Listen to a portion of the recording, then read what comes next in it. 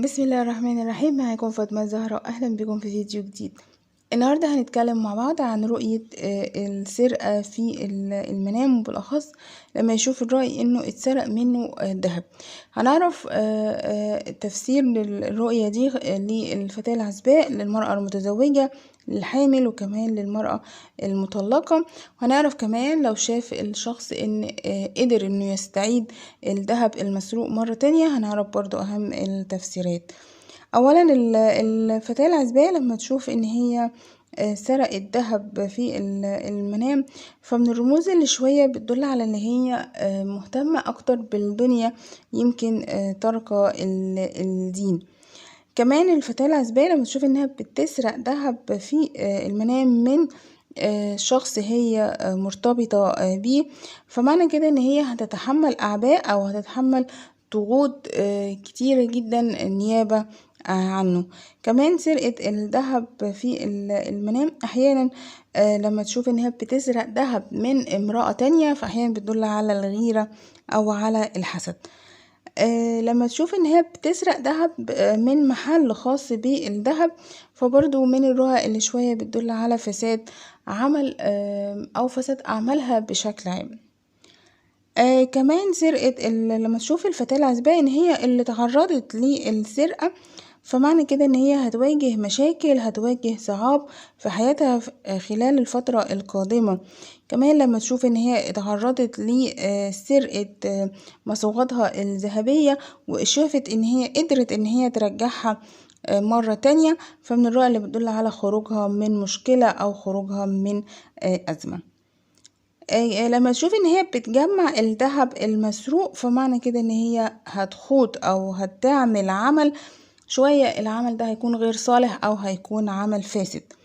كمان الفتاة العزباء لما تشوف ان هي بتسرق الذهب وبتبيعه في المنام، فمعنى كده انها هتقوم بعمل او بشيء، لكن للأسف العمل ده هيكون او الامر ده هيكون امر باطل.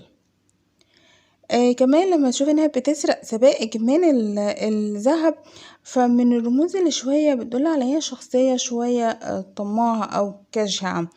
كمان المرأة او الفتاة العزباء لما تشوف ان هي بتسرق الحلي المصنوع من الذهب وبتتزين بيه، فمن الرموز اللي بتدل على السمعة سيئة ليها. المرأة المتزوجة كمان لما تشوف انها بتسرق الذهب، فمن الرؤى اللي بتدل على وقوعها في مأزق او في أزمة. كمان لما تشوف ان هي بتسرق الذهب الخاص بيها او اللي هي محتفظة بيه، فمعنى كده ان هي بتدخر مال، ولكن المال ده اصلا مال حرام. لما تشوف ان هي بتسرق الذهب وبعدين راحت بعيده، فمن الرموز اللي بتدل على ان هي هتقوم بتجربة او هتقوم بعمل او بأمر معين، ولكن الامر ده شوية هيكون مشبوه. لما تشوف ان الذهب بتاعها اتسرق لكن بعد كده قدرت ان هي ترجعه تاني، فمن الرؤى اللي بتدل على انتهاء أزمة او انتهاء محنة. كمان لما تشوف المرأة المتزوجة ان زوجها هو اللي بيسرق الذهب، فمن الرؤى اللي بتدل على كسب مال، ولكن المال ده هيكون مال حرام. لما تشوف ان ابنائها هما اللي بيسرقوا الذهب، فمعنى كده ان هي هتواجه متاعب معاهم في تربيتهم. التعرض للسرقة لما تشوف ان هي نفسها اللي تعرضت للسرقة وان الذهب بتاعها اتسرق من البيت عندها، فدي مرورها بضيقة او بخلافات او مشاحنات. لما تشوف المرأة المتزوجة انها تعرضت لسرقة الذهب بتاعها ولكن في الشارع، فمعنى كده ان هي شوية هتقابل عقبات او هتقابل صعاب في شيء هي بتسعى ليه. كمان المرأة المتزوجة لما تشوف ان في امرأة تانية هي اللي بتسرقها، فمعنى كده ان في حد هيكون سبب في خلافات عائلية او زوجية، او في حد هيتعدى على ممتلكاتها. كمان لما تشوف ان الزوج او زوجها هو اللي سرق منه الذهب، فدي برضو خلافات او مشاحنات ما بينهم.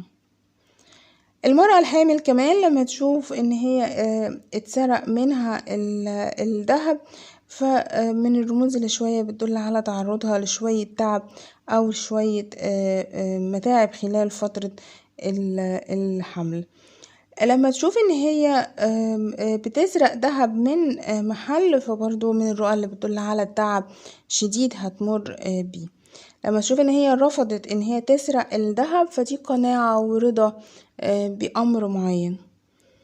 لما تشوف ان هي عثرت على الذهب المسروق، فده بشارة برضو بخروجها من وعكة صحية كانت مرت بيها، خروجها من ضيقة. لما تشوف ان هي رجعت استعادت القلادة بتاعتها المصنوعة من الذهب اللي كانت مسروقة، فده قوة ليها يمكن بعد ضعف. سرقة الزوج، لما تشوف المرأة الحامل ان زوجها سرق سبيكة من الذهب، فمن الرموز اللي شوية بتدل على مكسب هو هيكسبه او مال هو هيكسبه، ولكن بطريقة مشبوهة. الخلاص من الذهب المسروق ده خلاص من معاناة وخلاص من تعب كانت بتمر بيه. كمان المرأة المطلقة لما تشوف انها بتسرق ذهب، فبرضو من الرموز اللي شوية بتدل على زيادة في الهموم، زيادة في التعب.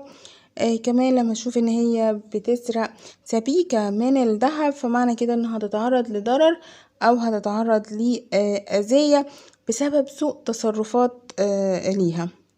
كمان لما تشوف ان هي بتسرق ذهب، بتسرق خاتم من الذهب، فمعنى كده ان هي بتحاول تفسد فرحة حد من المقربين ليها. كمان لما تشوف ان هي عثرت على الذهب اللي كان مسروق منها، فده حصولها على حق من حقوقها كان مسلوب منها. كمان سرقة الذهب من السوق للمرأة المطلقة، ده ارتكابها لخطيئة او ارتكابها لسلوك سيء. كمان رؤية طليقها او زوجها السابق هو اللي بيسرق الذهب، فمعنى كده ان هو بيقوم بافعال شوية دنيئة او افعال سيئة. ده كده باختصار اهم التفسيرات اللي متعلقة برؤية سرقة الذهب في المنام. بتمنى ان يكون الفيديو عجبكم. لو في اي سؤال او استفسار اكتبولي تحت وانا ان شاء الله هرد عليكم. بشكركم جدا واشوفكم ان شاء الله في فيديو جديد. مع السلامة.